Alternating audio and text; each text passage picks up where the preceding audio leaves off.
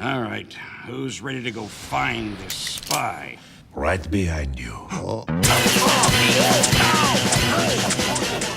Hey guys, so my in-depth heavy guide quickly became my most viewed video I've made since starting my vlog, meaning I must have done something right, so I'm doing it again. This time I'm having a look at my second favorite class, and the class that, in contrast to how easy the heavy is to learn, is probably the most complicated for beginners to get the hang of, the spy. He does draw some similarities with the heavy though. Proper positioning is incredibly important, and the element of surprise is your greatest weapon. Let's have a look at what the spy keeps in his bag. We're going to start from the bottom up this time, starting with the sappers. There are only two spy sappers, the vanilla sapper and the red tape recorder. Stick with the vanilla sapper. As far as I've seen, the red tape recorder's gimmick of reversing construction in no way makes up for the damage penalty it receives. The vanilla sapper is better in every situation. Next up is watches. Watch choice is quite significant in that the different watches can completely alter your playstyle.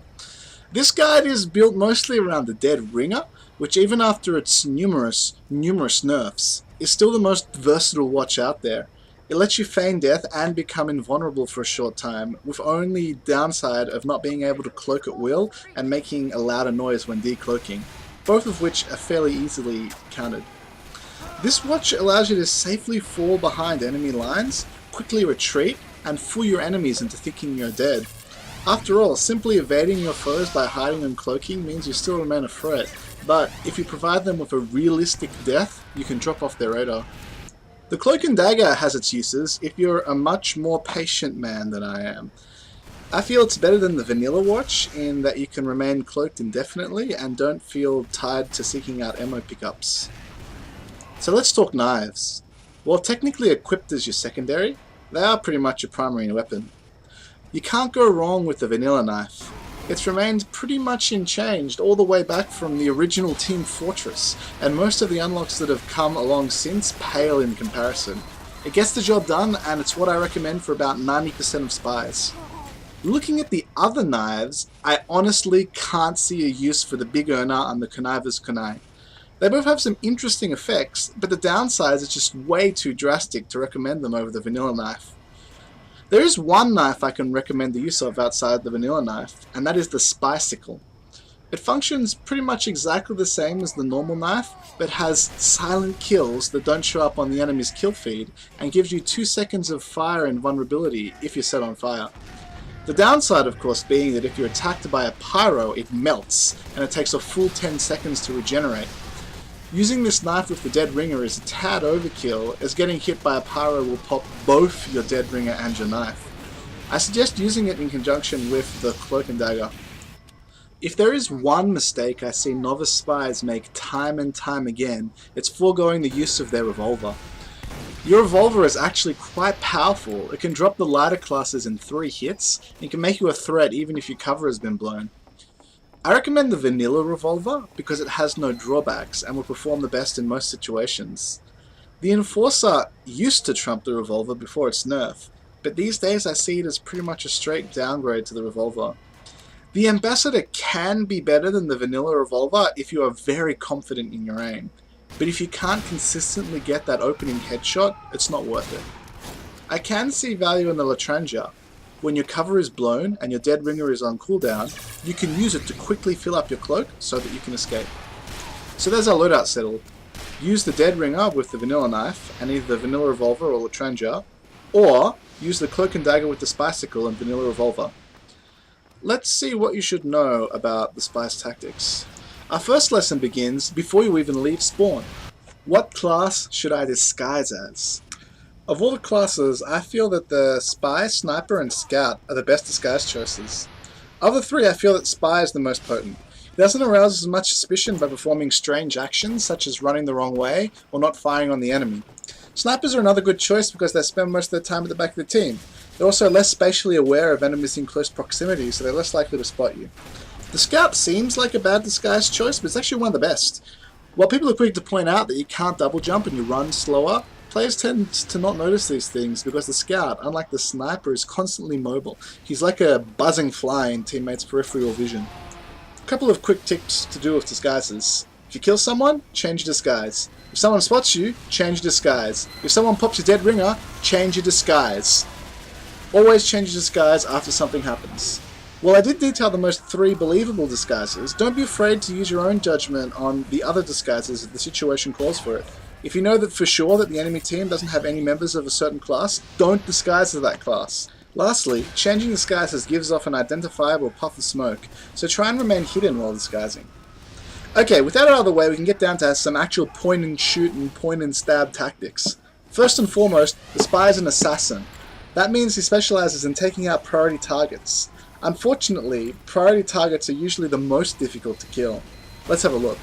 The top priorities are medics with full Uber, engineers with a full sentry nest, and demo men with a sticky trap set out. While the easiest targets to kill are snipers, heavies firing on your team, and engineers without a sentry nest. Being a good spy means keeping these priorities in mind. Use your judgment to determine whether to go after a high priority target or play it safe and eliminate the easiest targets. For example, while it is tempting to try and take out that medic on full Uber charge, ready to turn an enemy heavy into a big glowing red ball of hurt, medics, especially with a full Uber charge, are faster than you, constantly moving around and more than likely actively looking out for spies, as they don't really need to be looking directly at the heavy's back to heal him. In this case, just kill a damn heavy. Sure, the medic might get away, but best case scenario, your teammates pounce on him, and worst case scenario, you avert an Uber charge your team isn't prepared for. Another tip that I just can't stress enough is to use your revolver. So many pies forget they even have a gun, yet in reality, anywhere from 25 to 50% of my kills are from shooting people in the face. If you spot an obvious spy running towards you, shoot him in his dumb face. For whatever stupid reason, most spy vs spy fights involve both spies running in circles trying to desperately backstab the other. Fuck that, blow his head off.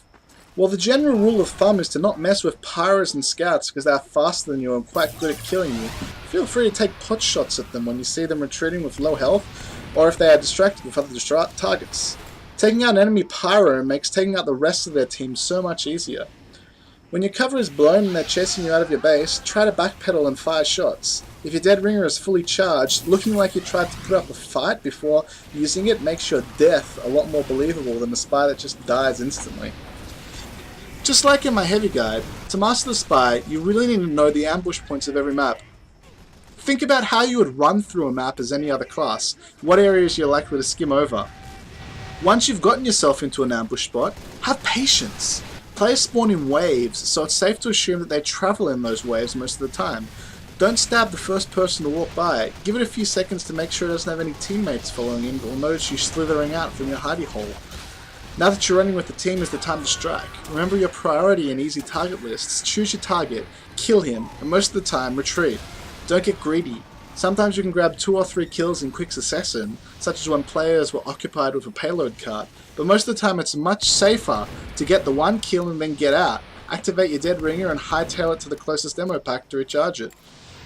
Oh, a quick note, never engage the enemy if your dead ringer is not charged. This is suicide. Even if it's a single enemy, he might have an unseen ally in the background that'll ruin your day. Remember that you can pick up ammo packs and fallen guns to make the dead ringer charge faster, or extend its cloak duration if it's already active. Lastly, a quick note on engineer nests.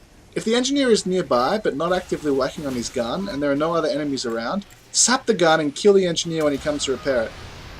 If the engineer is sitting right behind his gun, you can actually backstab him, and then quickly sap the sentry before it turns around to shoot you. If he's not really in a position where this is possible, or if there are lots of enemies or multiple engineers, just try constantly applying sappers to the gun, and hopefully your team will notice and push into the nest before you get found out. I feel that's about all I can teach you.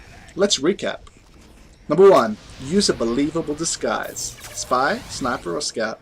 Number 2, remember your priority and easy target list.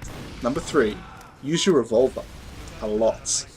Number 4, learn the good ambush locations. Number 5, make sure to wait for all enemies to pass before attacking.